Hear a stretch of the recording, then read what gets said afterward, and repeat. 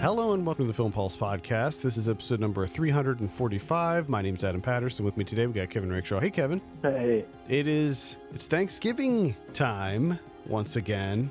Yeah. You got big plans, big family plans. Are you hosting? Are you hosting the Thanksgiving? You're damn right I am. All right. Well, okay. Whoa. Every year.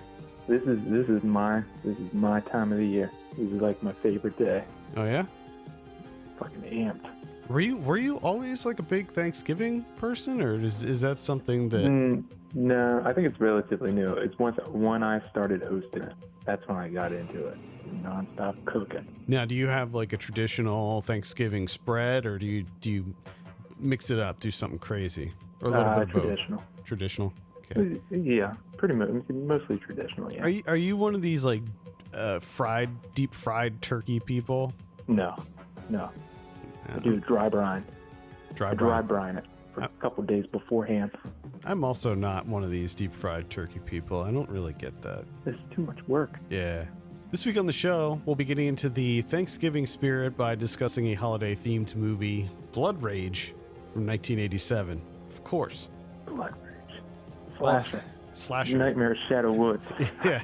Many titles on this one. Many titles.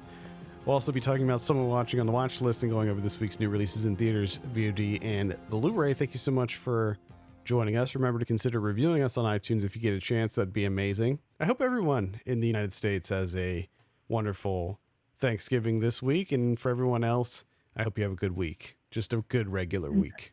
Yeah, just good stuff happens. For me, it's pretty much going to be work and all that. Yeah. For me, it's going to be pretty much a regular week, except I get off Thursday and Friday, so. You want to come eat some turkey? I can pick you up. I got a Amtrak right by my house. We'll be doing something. I don't know what though. I'm gonna try to do something. Only one housekeeping item. Saved by the 90s. I mentioned it last week. It is going to be coming out this week. I'm shooting for Wednesday for the release date for that.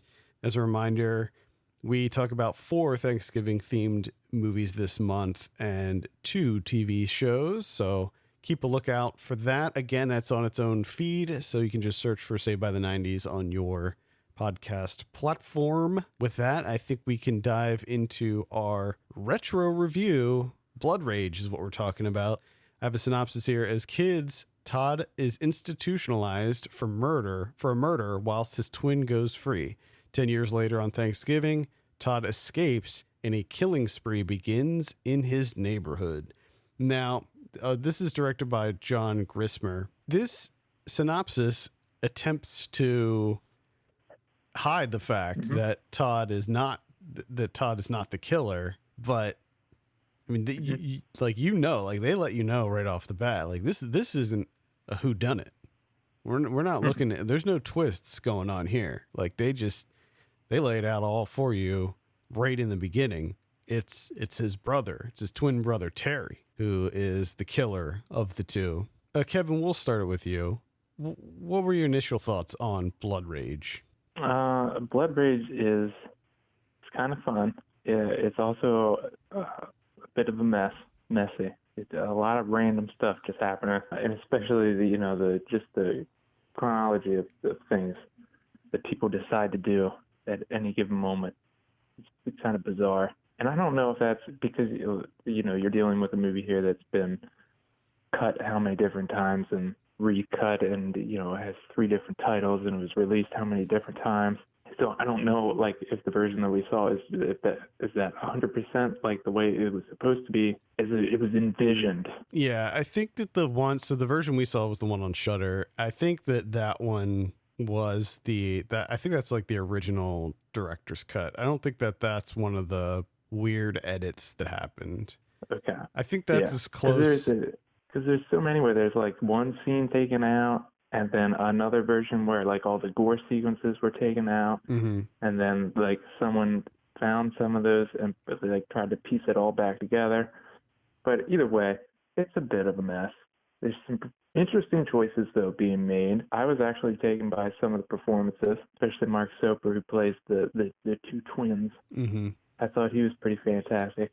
After a certain point, I mean, he was a little bit back and forth quality wise. But then there comes a point where he just totally, like, his role as Terry. There comes a point where he just like full on becomes Terry, and he's just like, I'm killing now.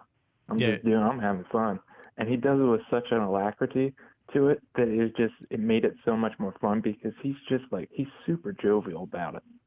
He's just having the time of his life, finally being who he wants to be. Yeah, I mean, it's like he's holding back. He's like holding all of his homicidal tendencies in for 10 years, and then all of a sudden he finds out that his brother escaped from the institution, and he's like, oh, okay, well, I can just start killing again and just blame it on old Todd. Yeah.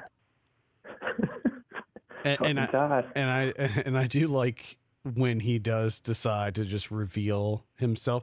It's funny, you know, this movie, it seems like it would be an easy thing to do where you get the two of them mixed up. They're identical twins. One of them's a killer, one of them's not. So it seems like that would lend itself to, like, you know, one of them pretending to be the other, and, you know, that kind of trope. But they don't really do that. There are like certain sequences where someone mistakes one for the other, but they never try to be the other one. They always pretty much just play themselves in it. Which, and I don't know if that's a missed opportunity. Right. Yeah. I'm not sure. I don't either. I don't think it necessarily is, because we've seen that happen so many times, the evil twin, you know. Yeah. But maybe it could have lent itself to some interesting sequences. But I mean, as it stands, this is your pretty standard slasher movie. It's just Terry's going around killing people, Todd's trying to stop him, and the mom. But is he? Yeah. Is he, though? Really, like, what is Todd doing? Todd's a blank slate. He's just wandering around this apartment complex. He's just terrified. I mean, it doesn't seem like that big of a complex, so I don't know why he's having such a difficult time finding people. Yeah, I don't know. Because, I mean, Terry's maneuvering in and out of this thing. Because I love the fact, too, that Terry is taking full advantage of Todd being back. He's making the most of it. He's going to kill as many people as possible. Because he just starts killing people like you don't even know why they're there. Like, why are they there? Who are these people? It doesn't matter. They're there to get killed by Terry. Yeah, he goes beyond just killing like his friends too. He just kills anybody. Just anybody he comes across, they're dead. I just love that he has a machete. Yeah, it's just him and his machete. Mm-hmm. Yeah, he has. Why not? He does have a variety of tools that he uses. A variety of murder implementations. But the machete is the go-to, certainly. And he loves to... He feels at home with the machete. He does, and he loves to quip that the blood all over the machete is not cranberry sauce. He says that line no fewer than 5 times in this movie. It's not cranberry sauce. He says it 5 times. And I love that. I'm pretty sure it's 3 of those are to himself. There's no one else around. Mm-hmm. Yeah. Yep.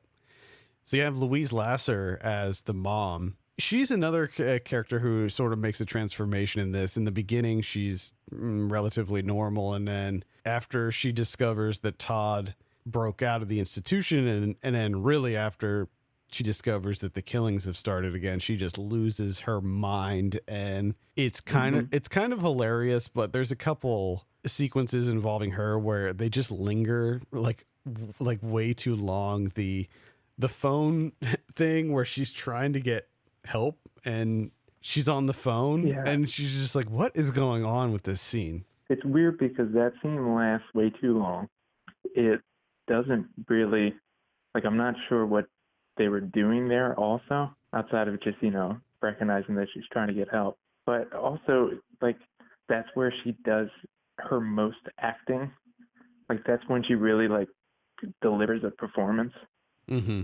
Like, that was her showcase, was that phone call. So maybe she was just trying to make the most of it. Because other than that, it's just her, like, drinking wine, getting super drunk, passing out, but then also being, like, somewhat sober not too long later, which I found odd, how she just, like, her trajectory of sobriety and drunkenness is just, it was back and forth, just ping-pong. Yeah, she was a little nutty in this. So this movie was part of the Joe Bob Briggs Last Drive-In Marathon last Thanksgiving, and in it he says that she's telephonically frustrated. I thought that was really funny. Uh, telephonically frustrated. It's I never quite understood the motivations of Terry, like why, like I never really bought what he was selling me with this kind of psychopathic killer thing, because it seems like when they were kids, so the movie opens with them as young kids. They're at the drive-in with their mom and her mom's boyfriend, and they're in the back, and the mom and the boyfriend start making out at the drive-in, as one does, and they just decide to run around, and Terry grabs a hatchet and kills somebody. Like, he just decided to do it. And I don't know if it was the later on when they show the mom kissing the new boyfriend, it seems like that was sort of a trigger for him. Mm-hmm. But at the same time, I don't really. So we're led to believe that he never saw his mom kissing her new boyfriend previously. Like, it just, I don't know. I also have a hard time believing if he's like a psycho killer, I don't know if he'd be able to like suppress those urges for that long without killing. Yeah. It seems like they have a number of things that they want to discuss, but they just have no idea how to do it. Yeah. Or they just don't really do it at all, because it does seem like that's a trigger for him, because the first person that he kills is a teenager having sex with his girlfriend, and most of the people that he kills later is, they're engaged in some part of, a sexual interaction outside of like the two people that are searching for him, Yeah. that he just doesn't want. He needs to get rid of them. But so it seems like that's a trigger, and that's something that's an issue for him, but I don't know why. Like, we have no idea why. And I don't know if it's also between Todd and Terry, where they have, I guess, vying for their mother's affection. So I don't know if maybe Terry was just trying to get rid of Todd that way, but that never really comes across. It just, that's why when I say that it's messy in so many of those ways where it seems like it has something to say or wants to say something, but it's just absolutely terrible at it. And then Mark Soper's just making up for it by just having a delightful time killing people. There's so much nudity. There's a lot of nudity in this movie, but I like the couple, the guy that he kills at the beginning in the drive-in. They're the two of them. Now, as I said, we know that the drive-in is like a makeout spot, because it's a little bit more intimate, it's a little bit more private. You're in your car, but it's still a public place, and there's still there's still lights. And I'm sure that this has happened before in drive-in scenarios, but I doubt that it happens a lot where a couple is fully naked. Like, they were fully naked in their car when he came up and killed the boyfriend. It's not even a blanket over, nothing. No. And then when he kills two of his friends, they're fully naked. They were out in playing tennis, and this is my favorite part of this, because this is very bizarre to me, is the inclusion of that woman who's back from college or whatever, and she ends up with that guy. So they go back to her room to make out, and they're going for a while. You know what they're doing, but you don't see them. The camera cuts to them for a small scene, just to show that they're completely naked in bed making out. You're like, okay, we get it. We know what they're up to. So they're, the other two friends are looking for him, like, oh my God, what happened? Did Todd get him? Did Todd kill him? So they come in. She's laying on the bed like she's dead. And she gets up to spook him. She has this elaborate facial makeup, whatever the hell, like monster effects on her face to scare. So at some point, they were making out completely naked. I don't know if this is like post-quota or what, but they decided to like heavy makeup on her face to make her look like a ghoul or something in order to scare people, their two friends. And then after that, they decide to go play tennis, even though they're completely hammered. Or wait, no, they took a shower first, and then they went to play tennis, which is just bizarre to me. And then they leave tennis to go to the pool and have sex.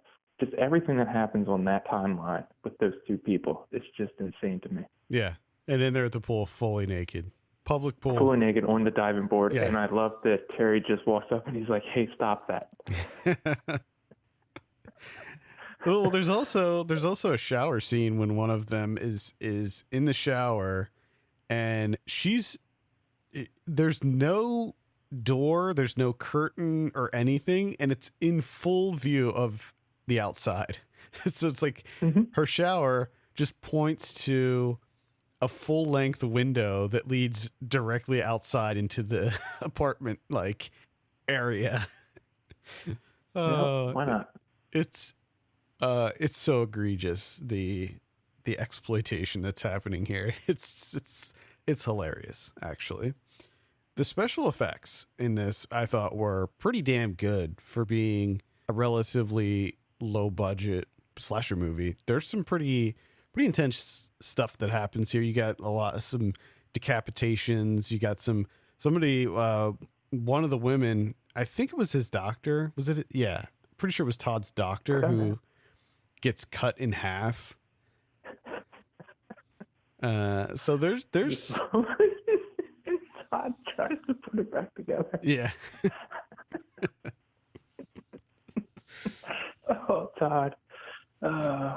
So there's some pretty good special effects makeup stuff going on here. Ed French was the guy who did the effects work, and he was actually in the movie. He was the guy who was got his head cut off. The guy who's on a date. Oh, no. He's the one on a date and gets his head cut off. I'm just remembering the guy that got his hand cut off. Mm-hmm. His hand was still moving a little bit and crushed up that can. Mm-hmm. Yeah. He also got his mind flayed. He did, yeah. So that was the future stepdad. That was the mom's boyfriend / fiance who he was like the first one to get it. He was the first other than the opening scene. He did not last long at all. No. Gets his hand macheted off and then gets his skull split open. Yeah, which, I mean, there is some disturbing stuff here, because not only does he do that, not only does Terry do that, but then, like, Terry poses him. Mm-hmm. Yeah, like, at his desk. Deep in thought, working at his desk. And so when his mom comes in, oh my God. Yeah, his mom comes in and discovers him, but it's another scene that lingers on way too long with the mom just kind of standing there, just staring at him. There's like, I mean, it was a good scene. It was a good reveal because she comes in and there's like blood splattered all over the curtains, but she doesn't see that because they're like out of her peripheral or whatever. And we see all the blood and we see the corpse that's posed at the desk, but she doesn't. But they took way too long for that reveal. Mm-hmm.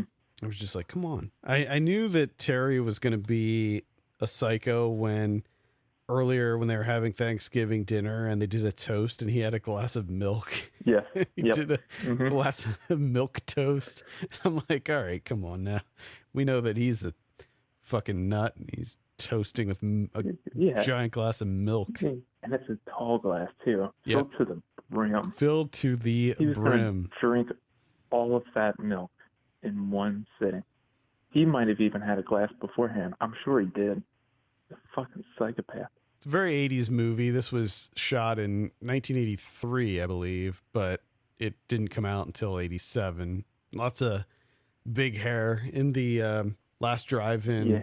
Joe Bob calls it State Fair hair.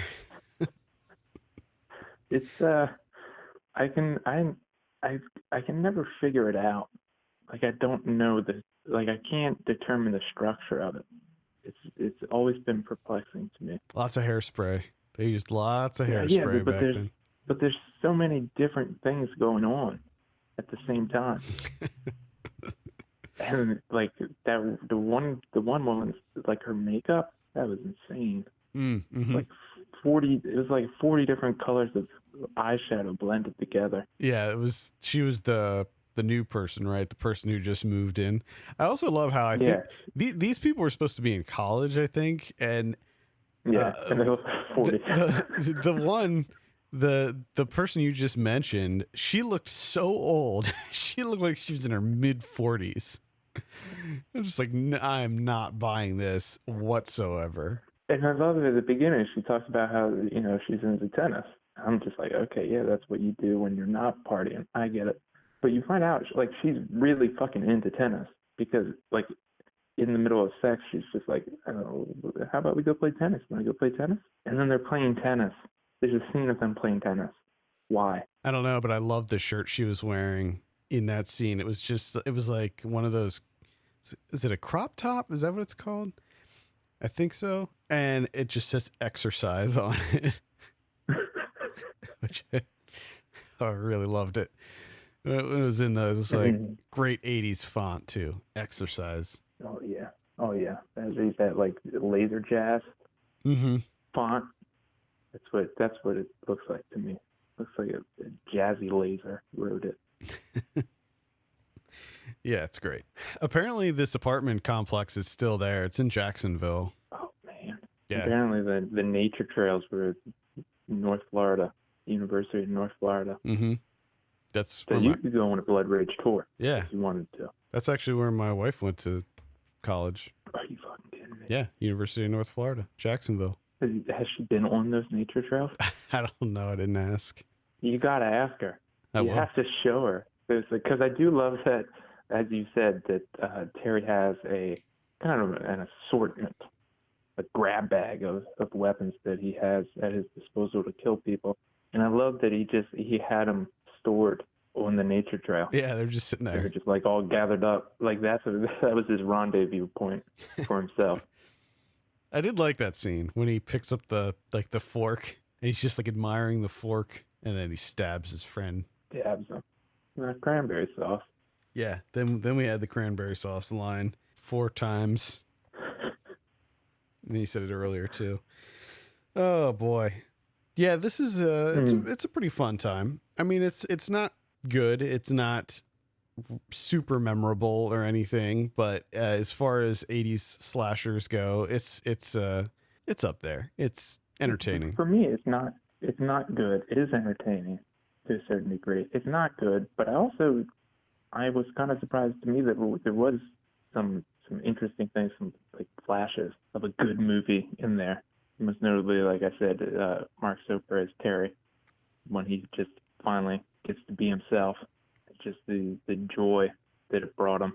But I also, because we didn't get to speak about it yet, I did enjoy the ending. I thought the ending was crazy. It was crazy. It was fucked up. I was not expecting that because it's like partially a good ending, but not good. Like it's kind of a happy ending, but not at all. Not really. I mean, so yeah. Let's just talk about the ending. So if you don't want the ending of Blood Rage from 1987 spoiled, just skip forward just a couple minutes. In the final showdown at the pool, you have, and there's like a baby involved too, which is ridiculous. I love that scene when she's trying to hide the baby and she goes into the locker room because first of all, when they show her walking into the locker room, she's not like running or anything like that. She's just kind of sauntering. It's like she's not even concerned that Terry's like hot on her heels. So she strolls into this locker room and hides the baby in this like cabinet that has toilet paper in the bathroom of the pool, and she doesn't even close it all the way, and the baby's like blanket is sticking out from the bottom. So it's like, okay, you clearly are not hiding this baby at all. And then Terry comes in and she's hiding in a stall because of course that's where you hide when you're in a bathroom, and he doesn't find her. Somehow he doesn't find her. So anyway, you have the big finale at the end, and Todd and Terry are fighting, which by the way, I thought they did a really good job of masking except I agree, except when I think they were pulling Todd from the water. Like, yeah, the hair it looked like the guy had gray hair. Like, what the fuck? Yeah, the hair was a little off there. Is it that difficult to find like a kind of slender frame, like blonde brownish hair? Like I would imagine in Florida, you could easily find that. But no, they get some guy that's like a tiny bit overweight with gray hair. I don't know if he was wearing a wig, and I don't know. But I found that funny. I thought for the most part it was pretty good though. So they have their big showdown, and then it ends up being the mom that comes in and shoots him like a million times and saves the day. But here's the weird thing. So she doesn't know that she thinks that she just shot Todd. And it turns out, but the weird thing was, I swear when I was watching it, they yell Terry or something like that. And plus, just as a complete side note, going back to the very beginning, there's the scene after Terry kills the guy. He gives Todd the hatchet, and then he like smears blood all over him. And by this point, everyone's already standing around. Like everyone sees him do it. So it's like there should never have been a question as to who the culprit was here. But anyway. Yeah. So the mom shoots Terry, and then she kills herself at the end. Yeah, well, and there's that whole the buildup of like them, embracing each other, and they kind of having this breakdown, and everything. It's just me and you. It's just me and you. We're gonna make it. It's okay. It's just me and you, Terry. And Todd's just like, I'm Todd, because that's like all he could really do at any given point. And then her realizing, because that's like super fucked up, is it's still your son, but she's like, it's not the right one. Blows her brains out. Yeah. Which I don't like. Just wait like a couple of days, and you'll find out that Terry killed a shit ton of people. Yeah, it's nuts. And also the doctor meets with her at the beginning and says, like, look, I don't think Todd did this. We think it was Terry. So and my favorite thing about that too is that Todd, like, she saw Todd there. Todd is wearing the exact same clothes because he only really has one set of clothes, and that's what he's wearing. So, and their hair is different. So I don't know why you would get them confused at any point in time. Yeah, exactly. He's wearing the same outfit throughout. Yeah.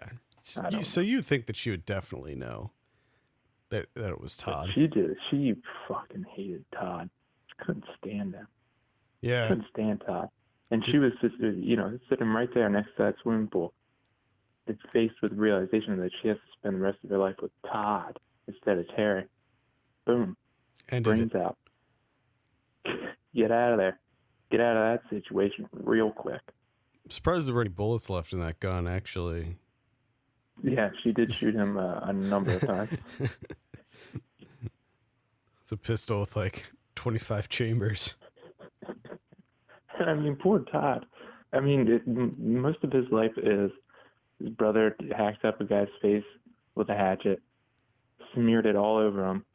And of course, Todd, he's also got to be confused as to, there was about 60 witnesses that saw Terry do this, and yet he's still in the asylum, and everyone thinks that he killed someone. That's got to be really confusing as a kid.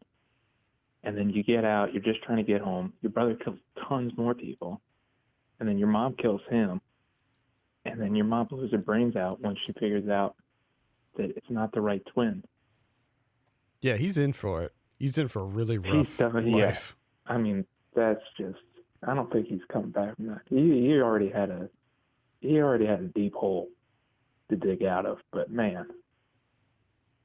Yeah, it's pretty rough. Pretty rough for him. He's probably just going to go back to the asylum and just be like, all right. I'd like to check in. For him there. The only people that he knew, one of them was cut in half. Yeah. I mean, good God. Not a whole lot of, not too many Thanksgiving themed horror movies out there. This is one of very few. There's the Thanksgiving series, which I've never seen any of. They look pretty bad. They're like, it's about like a possessed turkey or something that kills people. No, thank you. And I think there was another 80s one called like Home Sweet Home or something like that. And I can't think of any other ones that are horror movies, at least. Yeah. Pilgrim, which was the Into the Dark one that I mentioned a couple weeks ago. That's pretty much it. Not too many. All right, what are you gonna give Blood Rage out of 10? Man, this is tough. This is tough to like a 5 maybe. Yeah, I'm just gonna go. I rated this on Letterboxd the first time I saw it a couple years ago, and I gave it a 2.5 on there. So I'll stick with that and say 5 out of 10. And that's Blood Rage again. That's on Shudder, and you can watch it. They have both versions. They have the one without the Joe Bob stuff and the one with the Joe Bob stuff. I would recommend the one with the Joe Bob stuff because he's always great to have when you're watching a horror movie.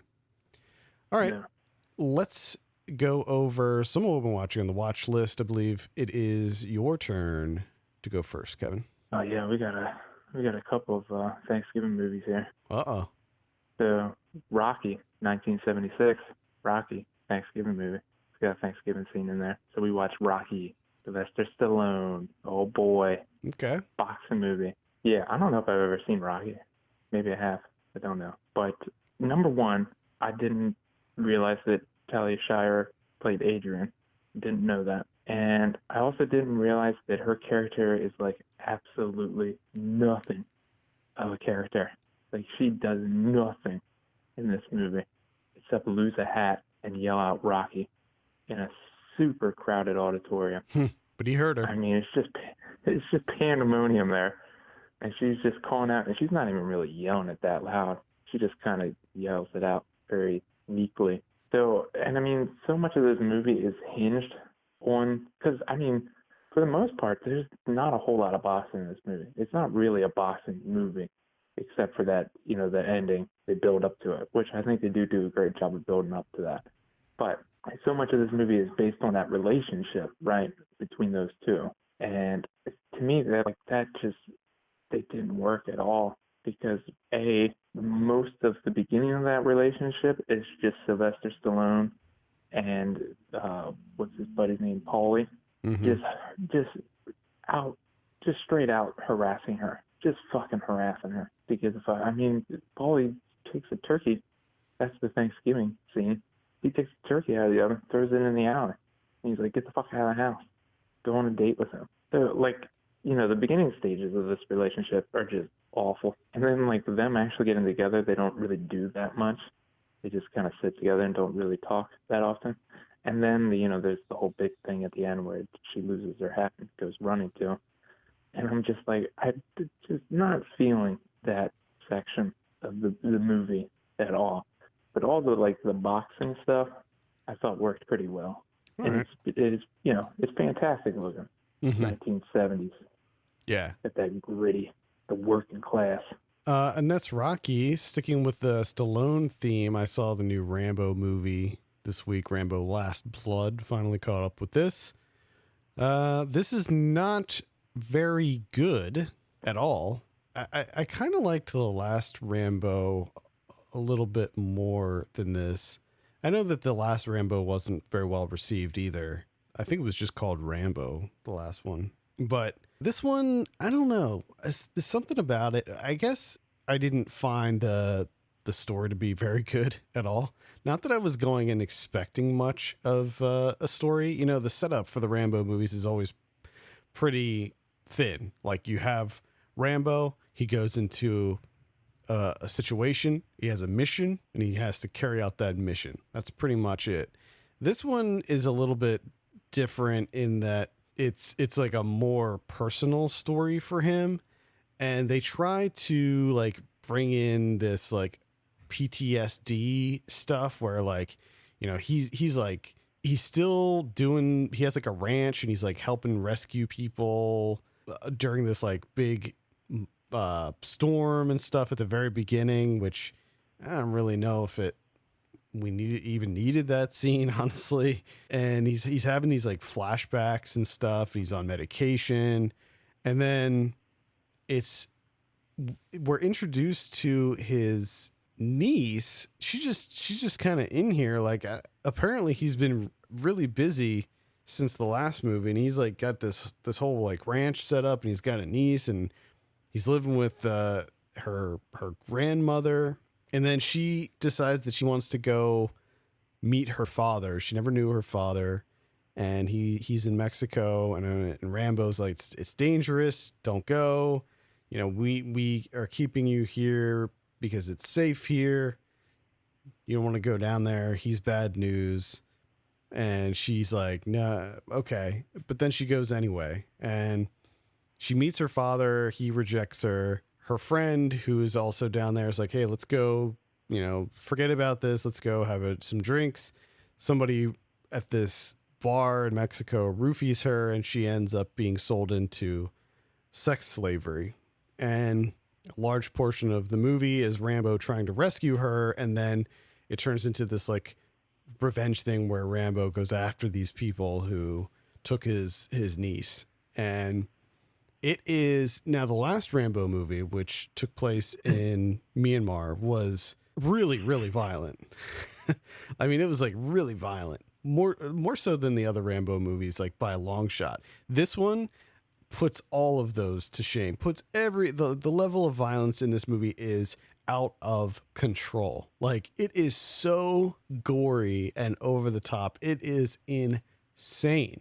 Now, that's not to say I didn't enjoy myself watching it. I was just shocked at the level of violence in this. I mean, it almost goes to like horror movie territory. The way that he kills people, like he'll blow off somebody's head, but it won't be like clean.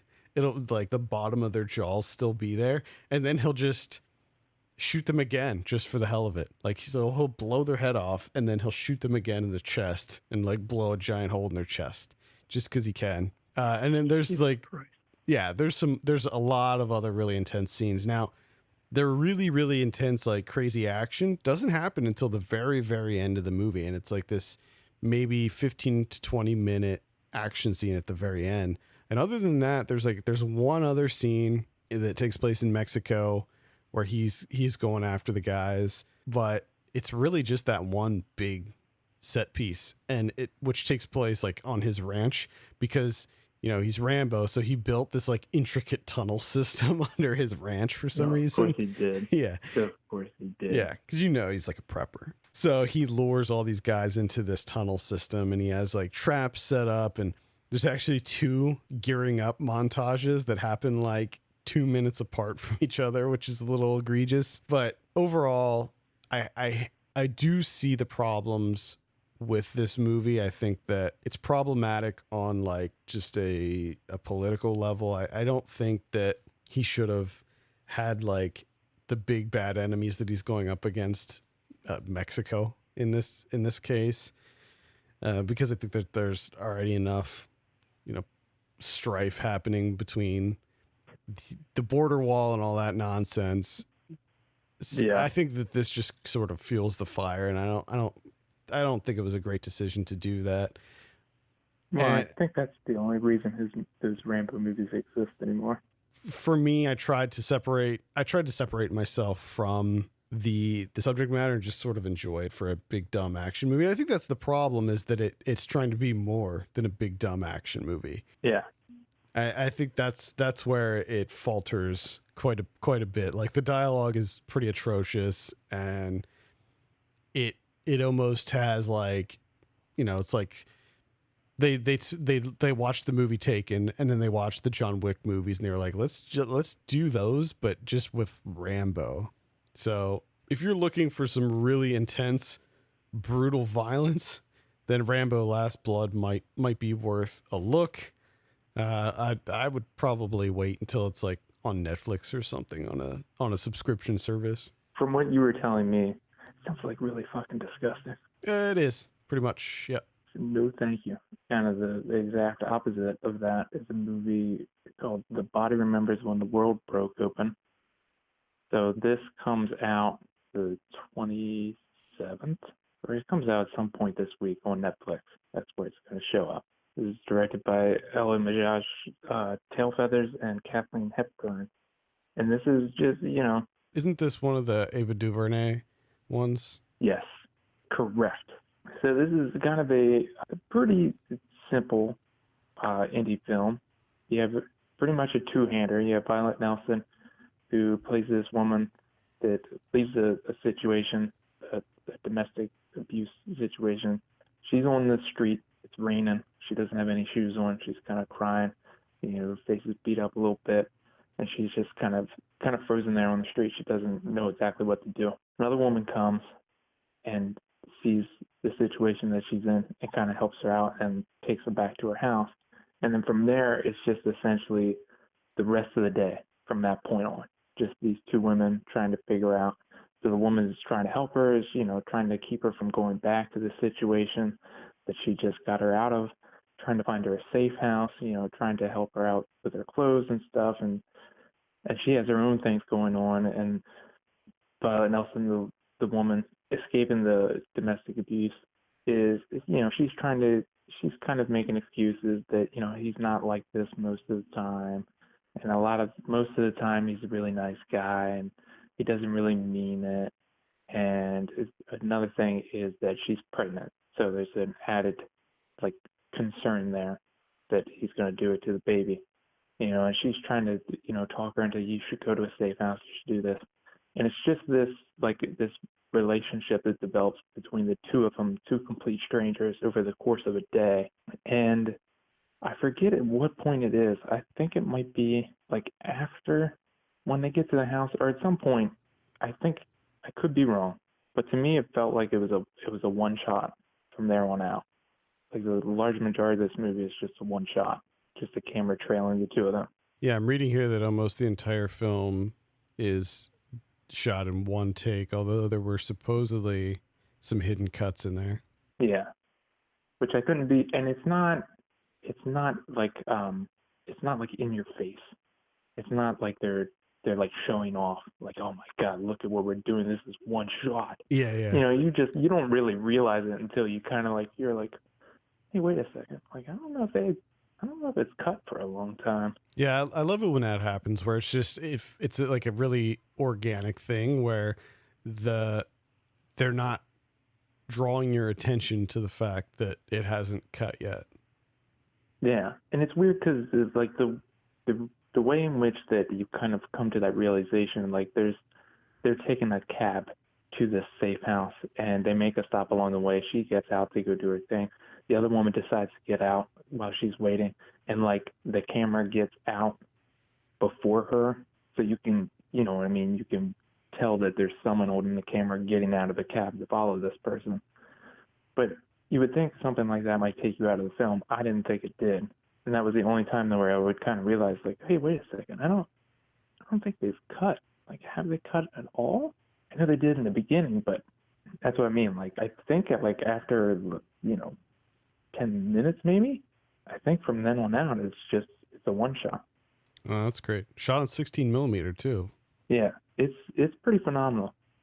I mean, and it's simple. It's just the relationship between two strangers dealing with the heavy subject matter, but there's some comedy in there. There's a little bit of everything going on. And you said when is this hitting Netflix? This week. I think it's the 27th. I think that's what I read, but that's a Wednesday. I don't know if stuff comes out on Netflix on Wednesday. It might. Maybe. It might. I think I have an email about this. I'll be sure to add it to our VOD calendar on the site.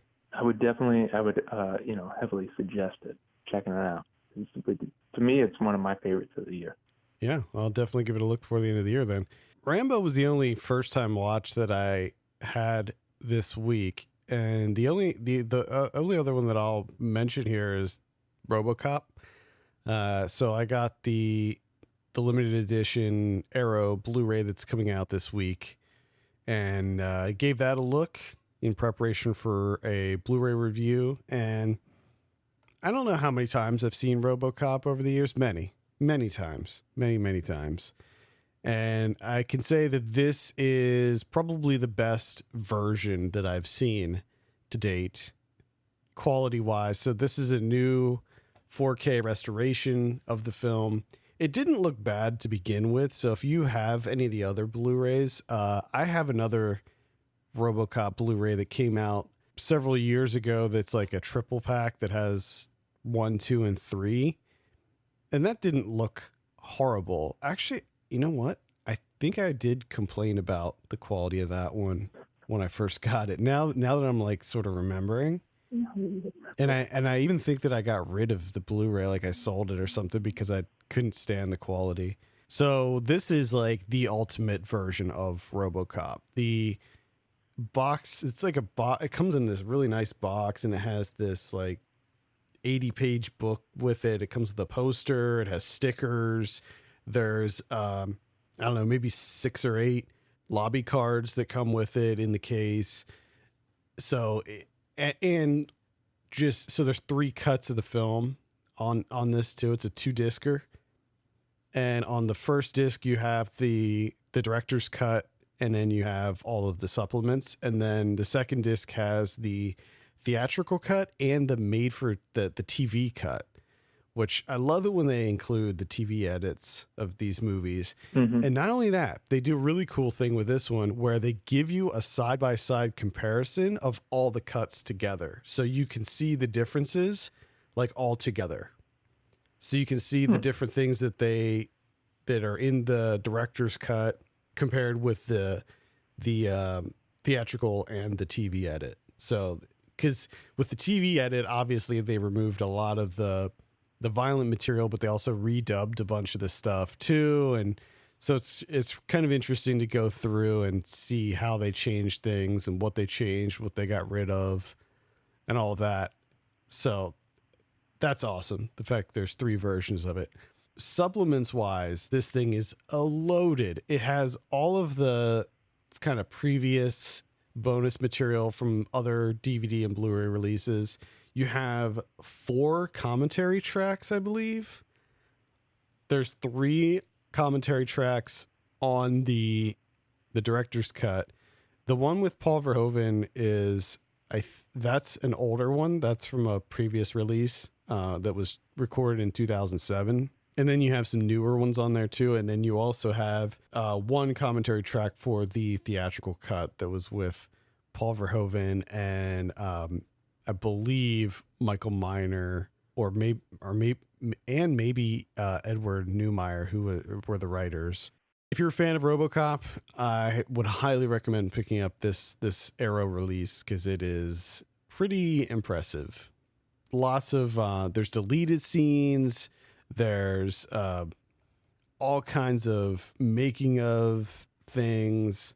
Really good stuff in here. You like RoboCop, right? Oh, hell yeah. Yeah, it's a classic. It's a classic. Ooh, love me some RoboCop.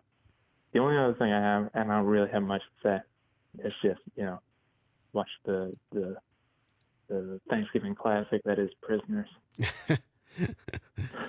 Oh, there you go. I guess that's the tradition now. I still like it. It still holds up. Still like that movie. I need to rewatch that. I haven't seen that since it was out. Okay, let's take a look at what we have in theaters this week. Not a whole lot. Not a whole lot coming out in general. So I think this segment's going to be pretty brief. We got Knives Out is getting a wide release on Wednesday the 27th. There you go. Are you excited for this? I kind of am. I'm a sucker for a whodunit. Me too. And Rian Johnson directing it? Yes, please. Also, yeah, that one of those... great cast too. Yeah. Well, and that's the thing. Is as soon as you, throw that question out there, whodunit? I need to know. So, I saw a trailer for it. Now I need to know who did it. Yeah, can't wait for that. I'll definitely be seeing that this week. We also have Queen and Slim coming out on the 27th as well. I'm excited for that one as well. Yeah, I thought that one would appeal to you. This is the one with Daniel Kaluuya and Jodie Turner-Smith. Yeah, it looks good. Yeah, looks pretty good. Looks like a Bonnie and Clyde story. Actually, you know what? No, it doesn't. I was going to say Bonnie and Clyde story because it is about a couple who's on the run, but it's not really. The circumstances are quite different. Yeah. Either way, it looks quite good. So I'll be looking into that one as well. That's it for theaters. That's all we got. I noticed when you said that, and then I realized that it's 2 movies. Yeah, holiday weekend. Holiday weekend. There you go. On VOD, not much else going on here. On the 26th, we have The Dwelling, which is a horror movie. And then the 29th, we have an animated film called Away, which is I want to say French Wow. And if I also remember correctly, I read that it doesn't have any dialogue, but it was like made by just one dude, Huh. like animated by just one guy, and it took him like 5 years to do it. That's pretty wild. Yeah. That's wild stuff. After a mysterious crash landing, a young boy travels across an exotic island on a motorcycle, trying to escape a dark spirit and return home. And that's it for VOD. Blu-ray this week, we have a few more here. We have Robocop. This is the Arrow release that I mentioned. We got Angel Has Fallen from earlier this year. We got Where'd You Go, Bernadette? This is the Richard Linklater one with Cate Blanchett. Didn't really hear much about this one. Other than not great things. So we got Don't Let Go. This is a thriller. This is a Blumhouse thriller that came out earlier this year. This is another one that just kind of came and went. Not many people talked about it. Bloodstalkers from 1976. Mary from earlier this year. This is the one with the haunted boat starring Gary Oldman and Emily Mortimer. That's really bad. It's not really bad. It's pretty bad.